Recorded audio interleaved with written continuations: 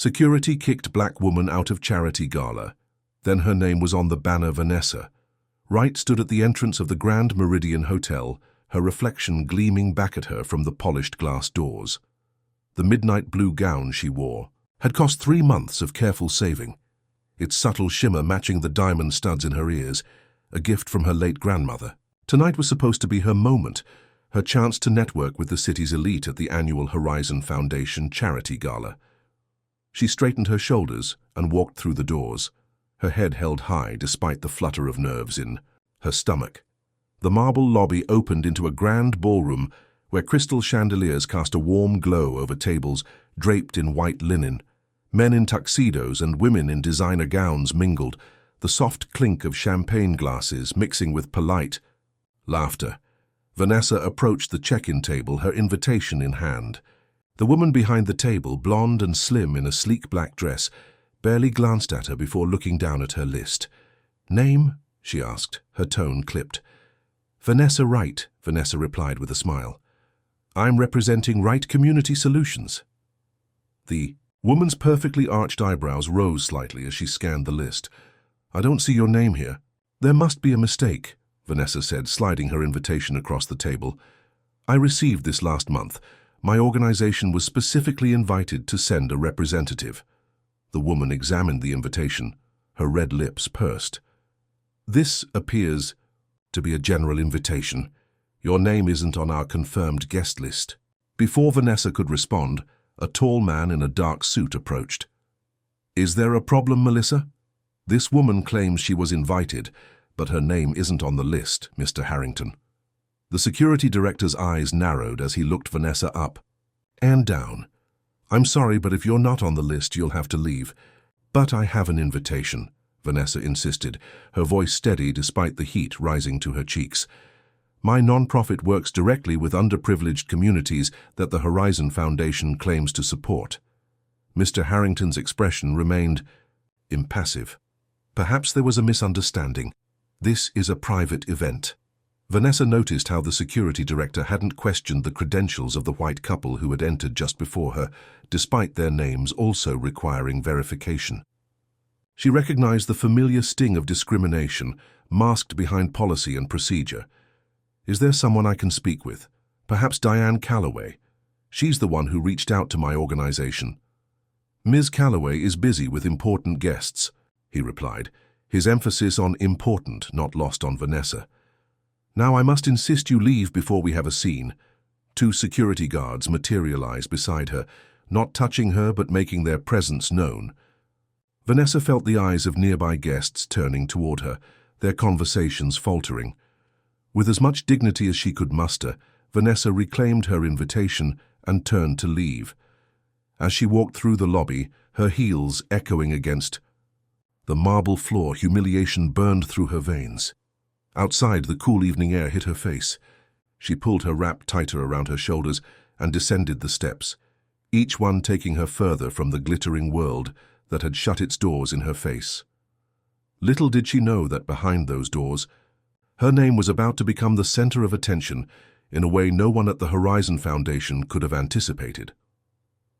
If you're enjoying this story about resilience in the face of discrimination, please subscribe to our channel for more powerful narratives that shed light on important social issues.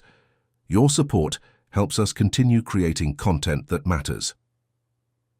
Diane Calloway stood at the podium, her cream-colored gown catching the light as she addressed the crowd of benefactors and socialites. At 58, she commanded respect as the executive director of the Horizon Foundation, known for her fundraising prowess and connections to old money. Tonight, we celebrate 10 years of the Horizon Foundation's commitment to creating opportunities in underserved communities, she announced, her voice warm and practiced. "Thanks to your generosity, we've expanded our reach to support 20 new grassroots organizations this year alone." Behind her, a massive digital banner cycled through the logos and names of these organizations. The slideshow was meant to be background decoration, something for guests to glance at while enjoying their 7-course meals that cost more than what many families spent on groceries in a month. Marcus Jenkins, a photographer hired to document the event, was the first to notice.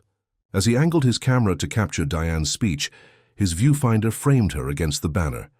There, prominently displayed behind the Foundation's director, was the logo for Wright Community Solutions, with Vanessa Wright listed as its founder and executive director.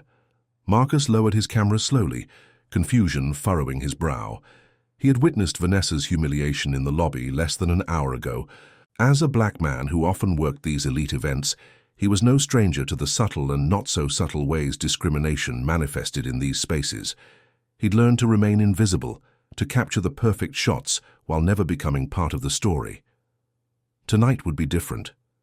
At a nearby table, Eliza Chen, an education reporter for the city newspaper, was taking notes on the speech when she noticed Marcus's strange expression. Following his gaze, she too saw Vanessa's name displayed prominently behind Diane. "Who's Vanessa Wright?" She whispered to her tablemate James Wilson, a city councilman representing one of the poorest districts. "Brilliant woman," James replied, keeping his voice low. Former corporate lawyer who started a non-profit, focused on providing legal aid and job training in the West Side neighborhood. "Why?" Eliza nodded toward the banner. "Because apparently the Horizon Foundation is proud enough of her work to showcase it, but not enough to let her in the door." James's eyes widened as he spotted Vanessa's name. "What do you mean?" "I was in the lobby when security escorted her out. They claimed she wasn't on the guest list." James set down his fork, his expression darkening. "That's odd, considering I personally saw her organization on the invitation list. I helped review the community partners section." Across the room, at the production table, Zoe Barnes, the event coordinator's assistant, was having a minor panic attack. Her boss had left her in charge of the slideshow, and she had just realized the discrepancy. "Tyler," she hissed to the tech operator beside her, "did we just showcase someone who isn't even here?" Tyler checked his guest list. Right. Yeah, Vanessa Wright. She's not checked in. But she's listed as one of our major community partners for the year," Zoe said, flipping through her documentation. "There's even a feature about her in the program booklet. Page 12. As Diane continued her speech, unaware of the contradiction playing out behind her, the threads of what had happened began to weave together across the ballroom. The next morning, Vanessa sat at her desk in the modest office of Wright Community Solutions. Located in a renovated factory building on the edge of the West Side neighborhood, the space was functional rather than fancy, with mismatched furniture donated by local businesses and walls covered with community award certificates. She was reviewing a legal aid case when her phone buzzed with a notification. It was a text from her friend Amara with a link to an article in the City Tribune's online edition. The headline made her breath catch. "Charitable Contradiction, Foundation Showcases. Organization while denying its founder entry." The article featured a photograph that captured the exact moment Diane Calloway stood at the podium, with Vanessa's name and organization logo clearly visible on the banner behind her. The photographer had managed to frame the shot perfectly, creating a powerful visual of the disconnect. Vanessa's phone began ringing almost immediately. First it was her brother Michael, then colleagues, then board members. By noon, the story had been picked up by local TV news and was spreading across social media platforms. "Did you plan this?" Michael asked when she finally answered his call. "Plan? What, being humiliated and escorted out by security?" Vanessa replied, her voice tight with the lingering sting of the previous night. "No, the exposure. This is blowing up, Van. People are outraged." Vanessa sighed, leaning back in her chair. "I just wanted to attend an event where I could potentially secure funding for our programs, that's all. I had no idea they were featuring us as partners." After ending the call with Michael, Vanessa opened her email to find dozens of messages. One caught her eye, from Marcus Jenkins, the photographer who had taken the now viral image. "Ms. Wright," the email read, "I want to apologize for not intervening last night. As someone who has navigated these spaces while black, I understand the complex calculations we make about when to SE. Speak up. I chose to let my camera speak instead. If you're willing, I'd like to meet to discuss what happened and how we might use this moment constructively." Vanessa sat with the email for a long moment. She had spent years building her organization's reputation carefully, focusing on results rather than confrontation. She had learned to pick her battles, to play the game by their rules when necessary to secure resources for her community. But something about seeing her name displayed so prominently while she herself had been deemed unwelcome struck at the core of her being. It exemplified everything wrong with philanthropy that treated black communities as abstract beneficiaries rather than equal partners deserving of respect. She picked up her phone and composed a reply to Marcus. "Thank you for your email. I would very much like to meet. This isn't just about what happened to me, it's about a system that needs to change." As she pressed send, Vanessa couldn't have known that across town, in the luxurious offices of the Horizon Foundation, Diane Calloway was calling an emergency meeting of the board of directors, her carefully constructed image beginning to crumble under the weight of a single photograph. The Horizon Foundation's boardroom was hushed as Diane Calloway stood at the head of the table. The morning sun streamed through floor-to-ceiling windows, illuminating the troubled expressions of the board members. "It was clearly an administrative error," Diane explained, her usual composure fraying at the edges. "Someone failed to transfer Ms. Wright's name from the partner list to the guest list. Lawrence Pemberton, the 70-year-old board chair whose family had been philanthropists in the city for generations, removed his glasses slowly. Administrative error or not, Diane, the optics are disastrous. We appear hypocritical at best, and at worst. Racist," finished Regina Taylor, one of only 2 black members on the 12-person board. "Let's not mince words here," Diane bristled. "I assure you, this had nothing to do with Ms. Wright's race. We support dozens of minority-led organizations. And yet," Regina continued, "it was the black woman who got escorted out despite having an invitation. Meanwhile, the banner behind you proudly displayed her organization as evidence of your commitment to diversity." The room fell silent, the unspoken tension palpable. "What do we do now?" asked Victor Stein, the Foundation's chief financial officer. "The story is gaining traction. Several major donors have already called me this morning expressing concerns. We issue an apology," Lawrence said firmly, "a public one. We acknowledge the error, take full responsibility, and make amends." "And what would those amends look like exactly?" Regina asked, her tone challenging. "A donation to her organization would be appropriate," Victor suggested. Regina let out a short, humorless laugh. "So we throw money at the problem. That's exactly the kind of tokenism that got us here." "What do you suggest then, Regina?" Diane asked, not entirely hiding her irritation. "I suggest we start by asking Ms. Wright what would make this right. And beyond that, I think it's time we examine our internal processes. How many other administrative errors have been made that reflect unconscious bias? How diverse is our staff? How are we making decisions about which organizations to support?" Lawrence nodded slowly. "Regina has a point. This incident has exposed larger issues we need to address." Diane felt control of the situation slipping away from her. For 10 years, she had run the Horizon Foundation with an iron fist beneath a velvet glove. She had transformed it from a modest family foundation into one of the city's premier philanthropic institutions. Her methodology had always been to maintain appearances, to create the perception of progressive values while ensuring the old guard remained comfortable. "I'll reach out to Ms. Wright personally," Diane said, attempting to regain command of the conversation. "I'll invite her to meet with me to discuss how we can make this right." "I'd like to be present for that meeting," Regina stated rather than asked. Diane felt cornered but managed a tight smile. "Of course, your perspective would be valuable." As the meeting concluded and board members filed out, Regina hung back, waiting until she and Diane were alone in the boardroom. "You know," Regina said quietly, "I've sat on this board for 3 years watching you showcase black and brown faces in your marketing materials while keeping real power tightly held. I've gone along with it because I believed I could do more good from inside the room than outside it. But this incident with Miss Wright, this might be the catalyst we needed." Regina gathered her things and walked to the door, pausing before she left. "By the way, I've known Vanessa Wright for years. She's not someone who can be managed with a check and a pretty apology."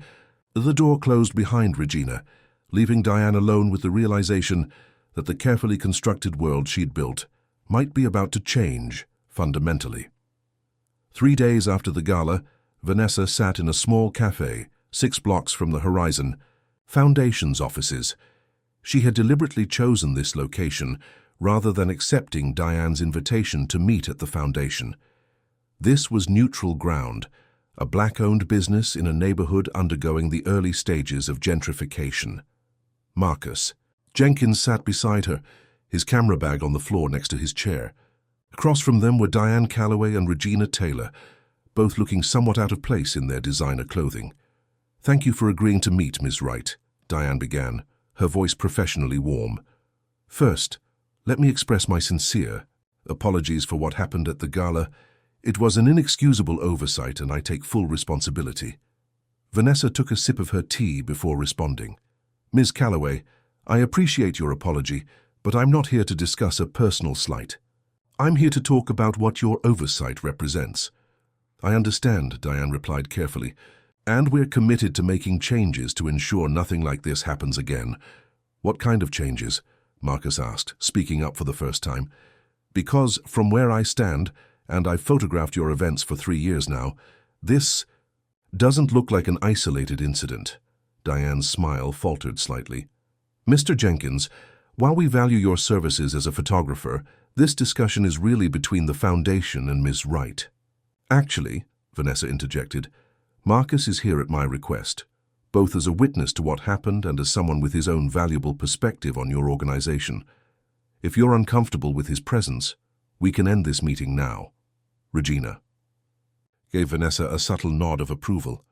Diane recalibrated quickly. "Of course, I meant no offense. Mr. Jenkins, you were saying." Marcus leaned forward slightly. "I've watched how your security treats black guests compared to white ones. I've seen which speakers get the prime slots at your events and which ones get tucked away in side sessions. I've noticed who gets interrupted in meetings and who doesn't. These aren't accidents or oversights. They're patterns." "That's a serious accusation," Diane said, her tone cooling. "It's a serious problem," Regina responded. "And as a board member, I've raised these concerns before, though perhaps not forcefully enough." Vanessa studied the dynamics between the two Foundation representatives. It was clear that Regina and Diane were not aligned, and that created an opportunity. "Here's what I propose," Vanessa said, pulling out a folder from her bag. "This isn't about a donation to my organization or a public apology, though both might be components of a larger solution. This is about structural change." She handed copies of a document to both Diane and Regina. "This is a proposal for a community accountability council that would have real input into the Foundation's grant-making processes. It would include representatives from the communities you claim to serve, with the power to review and approve funding priorities."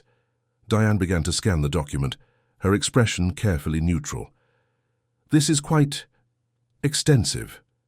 "It's necessary," Vanessa stated firmly. "Your foundation controls over $200 million in assets and distributes approximately $12 million annually. Yet less than 10% of that funding goes to black-led organizations, despite our city's demographics. The decisions about that money are made by a board that's predominantly white and wealthy." Regina couldn't hide her smile. "She's done her homework." "I'm a lawyer by training," Vanessa reminded them. "Research is my specialty." Diane closed the folder slowly. "Ms. Wright, while I appreciate your thoroughness, implementing something like this would require board approval and significant restructuring of our processes." "Yes, it would," Vanessa agreed, "and that's precisely the point. The incident at the gala was a symptom of a deeper problem, one that requires more than a band-aid solution." "And if we were to consider this proposal," Diane asked, "what would you do about the current publicity situation?" Vanessa exchanged a glance with Marcus before responding. "I'm not interested in public shaming, Ms. Calloway. I'm interested in real change. If the Foundation commits to this process in good faith, I would be happy to issue a joint statement about moving forward constructively." Regina spoke up again. "For what it's worth, I believe this proposal aligns with discussions several board members have been wanting to have for some time. The gala incident may have simply accelerated the timeline." Diane recognized when she was outmaneuvered.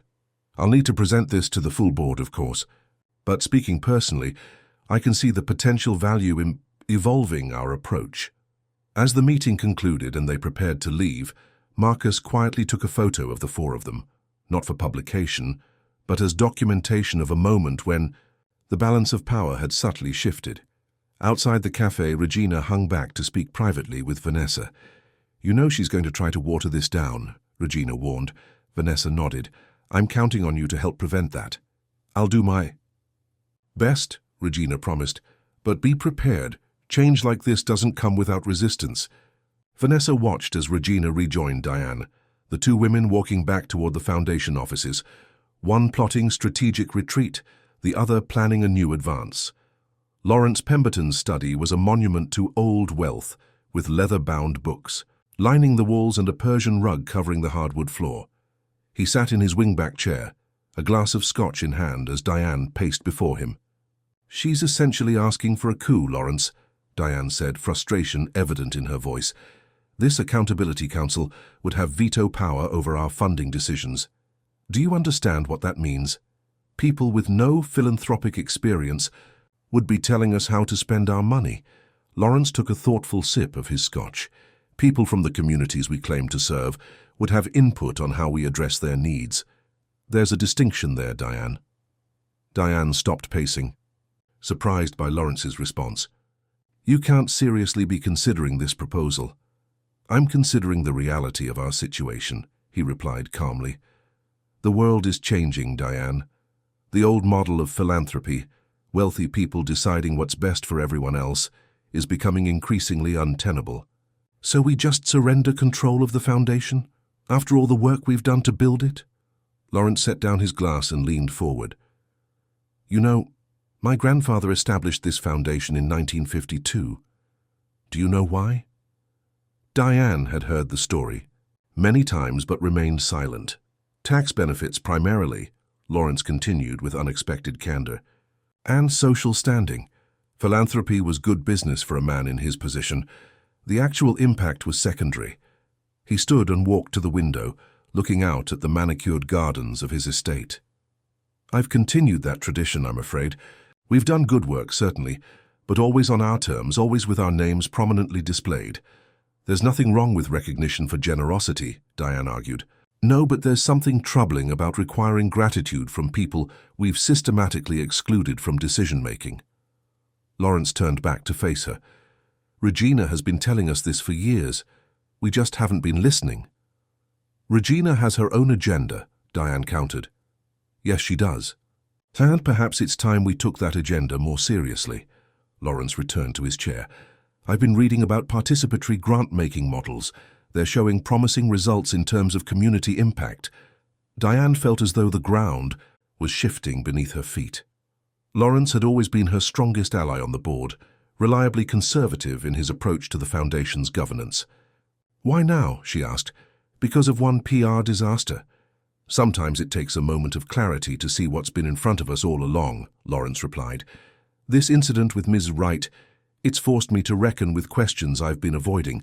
Questions about power and whose voices matter." Diane sank into the chair opposite him, suddenly exhausted. "If we move forward with this, everything changes. My role, the board's function, our relationships with donors." "Yes," Lawrence agreed, "but is that necessarily a bad thing?" Diane didn't answer immediately. Her position at the Horizon Foundation had defined her professional identity for a decade. She had built her reputation on managing the delicate balance between progressive rhetoric and conservative practice. "What do you want me to do?" she finally asked. "Present the proposal to the board as promised. But present it fairly, Diane. No undermining it with concerns about precedent or donor relations. Let's have an honest conversation about the future of the Foundation." As Diane left Lawrence's home that evening, she felt unmoored. The certainties that had guided her career were dissolving, leaving her to navigate unfamiliar waters. She had two choices: resist the change and likely be swept aside, or find a way to adapt and perhaps shape the new direction. By the time she reached her own home, she had made her decision. The formal boardroom of the Horizon Foundation hummed with nervous energy. All 12 board members were present, an unusual occurrence for a special meeting called on short notice. The agenda contained just one item: Consideration of the Community Accountability Council proposal. Vanessa Wright sat at the far end of the table, invited to present her proposal directly. Beside her was Marcus, there as both moral support and witness. Regina had strategically positioned herself halfway down the table, able to observe the reactions of all her colleagues. Diane called the meeting to order, her demeanor noticeably different from her usual commanding presence. Thank you all for accommodating this special session. As you know, recent events have prompted us to reconsider aspects of our governance and grant-making processes. She gestured toward Vanessa. Ms. Wright has developed a comprehensive proposal that I believe warrants our serious consideration. I've invited her to present it directly and answer any questions you may have. The subtle signals in Diane's introduction weren't lost on Regina. There was no attempt to minimize the proposal or frame it as a response to public pressure. Instead, Diane was positioning it as a legitimate opportunity for organizational growth. Vanessa rose, thanking the board for the opportunity to speak. With the precision of her legal training, she outlined the proposal's key components: the formation of a council comprising community representatives, transparent criteria for grant evaluation, joint decision-making procedures, and accountability measures for both the council and the board. This isn't about taking control away from the board, Vanessa emphasized. It's about expanding the circle of input to include those with lived experience in the communities you aim to serve. The questions that followed revealed the board's divided perspectives. Victor Stein, the CFO, focused on financial implications. Has this model been tested elsewhere? What impact has it had on fundraising? Vanessa was prepared. Similar models have been implemented at several foundations across the country. Studies show that donors increasingly value authentic community engagement. In fact, the Kellogg Foundation saw a 15% increase in major gifts after implementing a comparable approach. Elizabeth Warren, a younger board member who had inherited her seat from her father, raised concerns about expertise. How do we ensure that council members have the necessary skills to evaluate grant proposals effectively? The same way you ensure board members have those skills, Vanessa replied evenly, through careful selection processes, orientation, and ongoing support. But I would add that community knowledge is itself a form of expertise that has been undervalued in philanthropy. The discussion continued for over an hour, with Regina strategically supporting certain points, and Lawrence occasionally steering the conversation back to core principles when it veered into minutiae. Finally, Diane called for a vote. The proposal before us would establish a Community Accountability Council with the powers and responsibilities as outlined in the document provided. All those in favor? Hands began to rise. Regina's went up immediately, followed by Lawrence's. Elizabeth's joined them, then two more. 6 hands in total, a simple majority. Those opposed? 4 hands raised, including Victor's. And abstentions? 2. Remaining board members raised their hands. The motion passes, Diane announced, her voice steady. We will proceed with establishing the Community Accountability Council as proposed by Ms. Wright. Vanessa maintained her professional composure, but her eyes met Marcus's briefly, acknowledging the significance of the moment. After the formal adjournment, board members approached Vanessa one by one. Some offered congratulations, others expressed reservations but committed to making the new structure work. Victor notably exited without speaking to her. Diane was the last to approach. Well played, Ms. Wright, she said quietly. I underestimated you. This isn't a game, Ms. Calloway, Vanessa replied. It's about creating real change in how philanthropy works in our city. Yes, I'm beginning to understand that, Diane acknowledged. I'd like to work with you on implementing this transition if you're willing. Vanessa studied the older woman's face, looking for signs of insincerity or manipulation. What she saw instead was something unexpected, a genuine desire to adapt. I'd welcome that collaboration, Vanessa finally said. Change is more effective when it's embraced rather than imposed. As they left the boardroom, Marcus captured one final image. Vanessa and Diane walking side by side, neither triumphant nor defeated, but engaged in the complex work of transformation. 1 year later, the Grand Meridian Hotel once again hosted the Horizon Foundation Charity Gala. The event looked similar on the surface: crystal chandeliers, elegant attire, champagne flowing freely. But beneath the familiar veneer, fundamental shifts had occurred.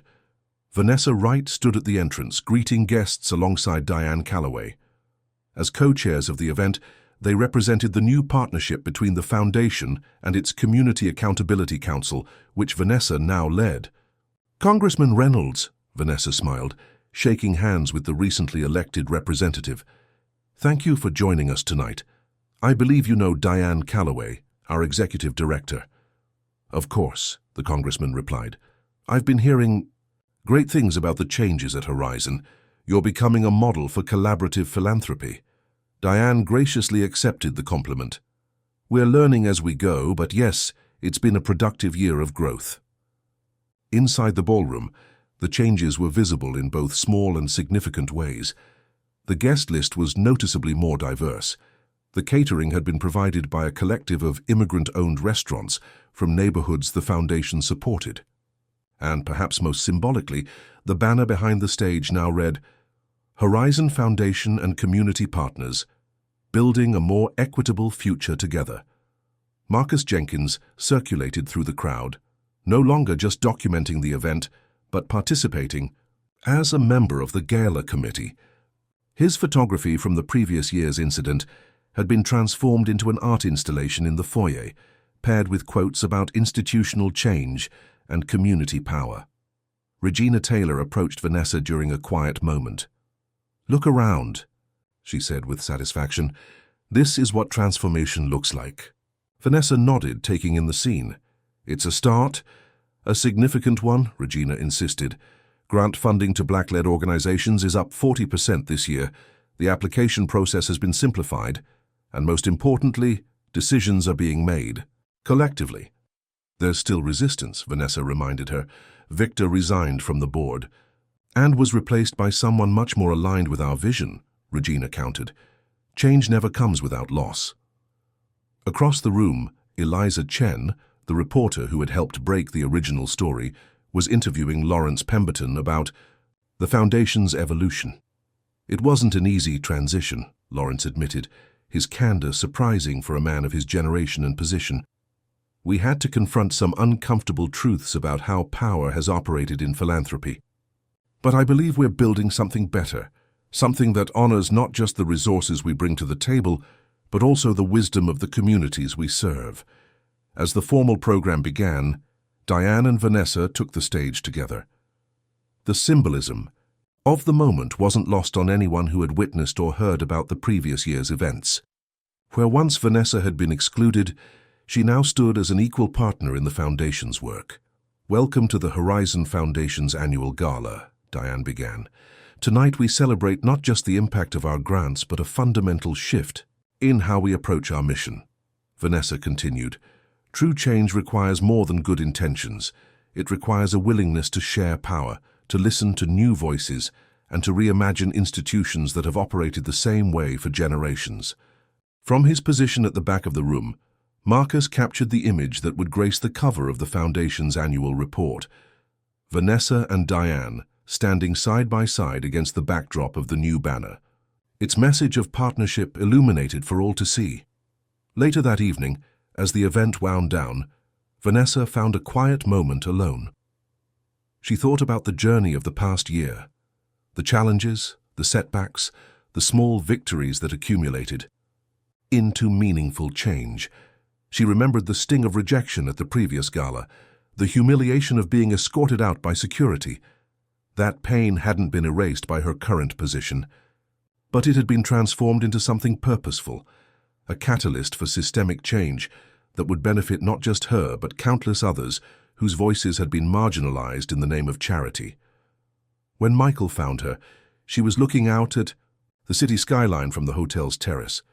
"Proud of you, sis," he said, joining her at the railing. "I didn't do it alone," she replied. "No," he agreed, "but you turned a moment of injustice into an opportunity for real change. Not everyone would have had the courage or vision for that." Vanessa smiled, thinking of the banner inside with its message of partnership. "Sometimes," she said, "your name needs to be on the wall for the right reasons." As they returned to the ballroom, Vanessa passed the security director, Mr. Harrington, who nodded to her with newfound respect. The balance of power had shifted, not through vengeance or public shaming, but through persistent, principled advocacy for a better system. The next generation of community leaders would enter through doors held open rather than closed in their faces, and that, Vanessa knew, was the true measure of success. Not her name on a banner, but the path she had helped clear for others to follow.